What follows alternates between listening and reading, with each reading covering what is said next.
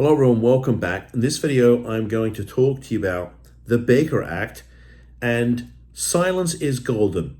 So, I was a prosecutor for many years. I did a lot of criminal defense work over the years, and especially when I did criminal work as a defense lawyer, one of the things that we used to tell clients is that you should always remain silent because it's the one thing that cannot be used against you, right?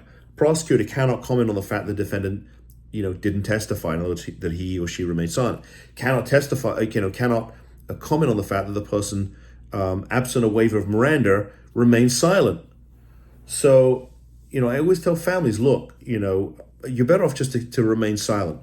So there's been instances where a loved one gets Baker Acted, the facility calls and they say, oh, can you give us a history on this person? And I have said to families, I don't think that you should, okay? Because in my experience, the facility's not calling to get information to help your loved one. They're calling to get information so they can build a case to keep your loved one.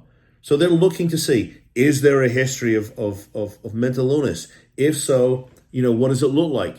Has the person been treated for something? Have they been diagnosed with something like anxiety or depression or some kind of schizoaffective disorder or bipolar or any of those things? They're looking for information. Now, if you decide not to share the information with them as a family, which is my recommendation, the facility is probably going to turn around and say, well, if you're not going to cooperate, we're going to file a petition for placement. And my philosophy is let them. They're going to do it anyway, probably. And if they don't have any evidence upon which to file that petition, or at least to litigate that petition, then they probably lose. But if you give them all this information and give them a history, well, then they're going to be able to use that to build a case. And now they're hearing about all these things that may have happened to the person's past. And they're like, oh, well, she's been treating for depression for the last 5 years. We need to make sure she gets medication. And if she doesn't get it, well, then, we're going to go to court and get a court order and force it upon her. So my philosophy is silence is golden. Silence can never be used against you. And if the state, and remember, it's the state versus your loved one.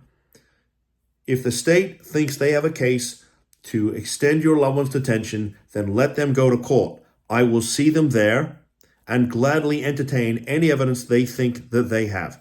No problem. Like I said, I spent a lot of time in the courtroom, so have my other lawyers. We'll gladly entertain them if they want to see if we are willing to fight, because I can tell you we are. But I'd rather have, no evidence on the state side than a whole bunch of it, making the more difficult to defend the case. So silence is golden when it comes to the Baker Act. Take care. See you in the next video. Bye-bye.